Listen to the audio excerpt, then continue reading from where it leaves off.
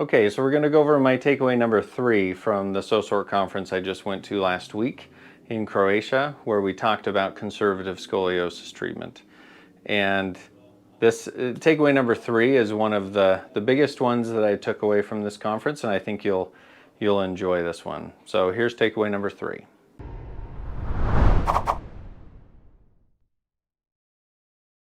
Okay, in this takeaway, there was a presentation, and I'll see if I can put the link to this presentation in the description, but there's a presentation where they talked about aligning the patient's goals and priorities with our goals and priorities as providers.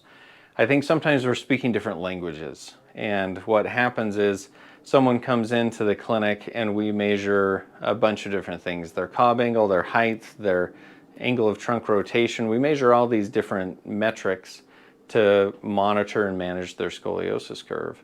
But those don't really mean a whole lot to the patients that we see. And maybe the cob angle does, but the cob angle only tells us a piece of what's going on.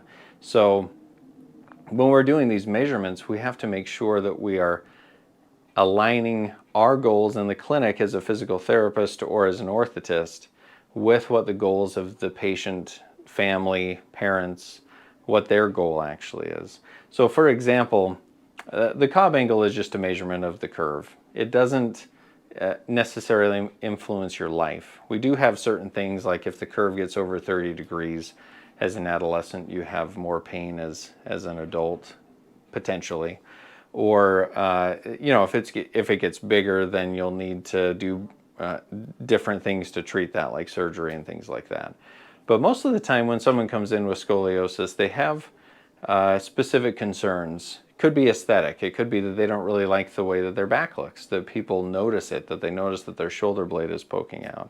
Maybe they have back pain and that's limiting them from sitting through class, things like that. Maybe it's an adult who can't get down on the floor and play with their grandkids or their kids. You know, there are those things that affect their lives that I think we need to adjust our goals towards.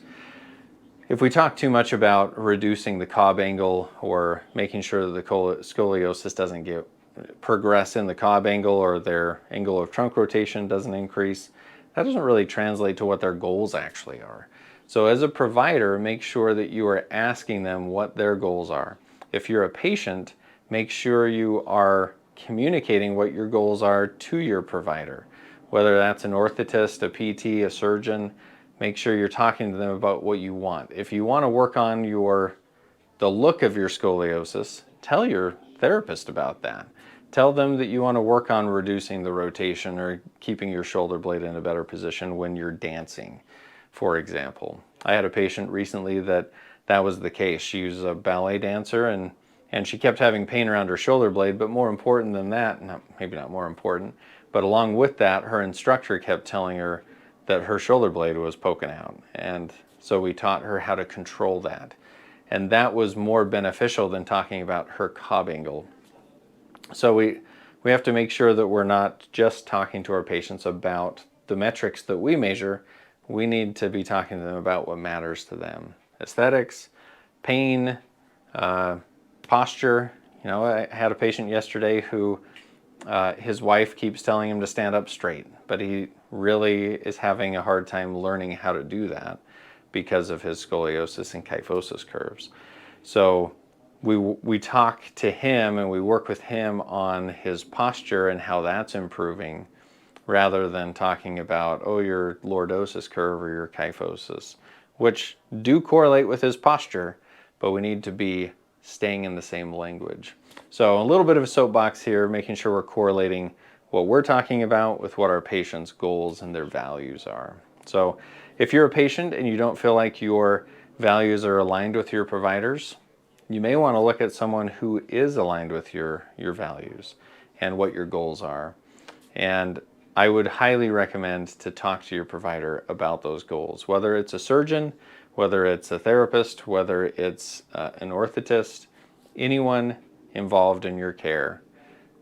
I would definitely talk to them about that. Here at Align Therapy, we're going to be talking to our patients more about that.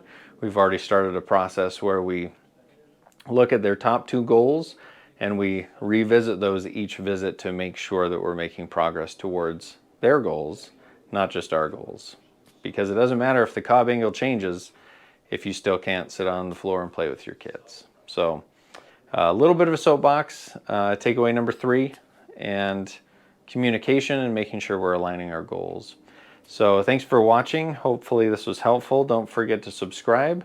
You can watch takeaways 1 and 2 if you would like, and we'll do actually one more. I thought it was just 3 takeaways, but I keep going back to my notes and finding more takeaways. So stay tuned for takeaway number 4, and we'll see you next time.